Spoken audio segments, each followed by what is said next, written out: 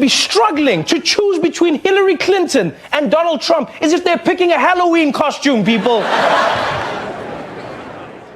But Halloween only comes around in October, and the Republican Party delegates have descended en masse on the Buckeye State to rally around their candidate for president. But 3, 2, 1. They are not alone. This election is not about whether or not Donald Trump is a good candidate, whether or not people believe that he can run the country. This election for many of them is just about how much they do not want Hillary Clinton to be in the Oval Office. Every conversation you give is directed to that. Every conversation, every question that you ask is turned and pivoted. You say, do you like Donald Trump? They say the question is, do we prefer Hillary in the White House? And I think it's a very strange election in that people are not saying, vote for me. They're saying, don't vote for that person. That's what this election has become about. This election cycle is more than a year old, with about 4 months to go before the November 8th election. But it remains unclear what exactly will determine who comes out on top. We do know the Republicans are losing, that's what we know. But in terms of who's going to win, I don't know. It depends day to day. It depends on if something gets blown up. It depends if there's an attack. It depends on a shooting. It depends. Everything changes every single day, unfortunately. And you have two candidates taking very different stances on issues, and the way they are approaching what is happening in the world is very different. So essentially, there is no winner that can be predetermined. You'd be a fool to call out a winner right now.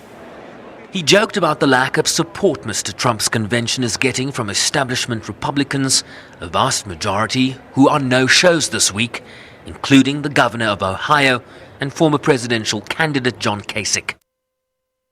The governor of the state that we're in is not speaking at the same convention. That should tell you something. We're in a space where people do not want to be associated with Trump. Real Republicans do not want to be associated with Donald Trump, and the few that are doing it begrudgingly.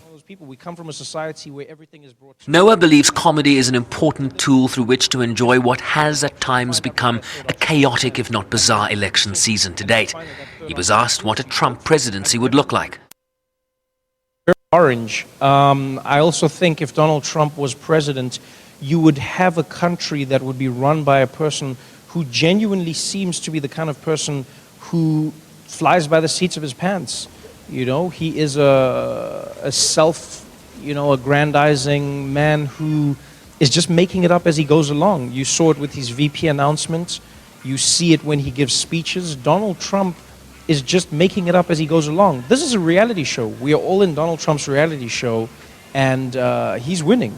That's what's happening. He's not winning in terms of doing well. He's not winning in terms of healing a country. He's winning because the cameras are on him.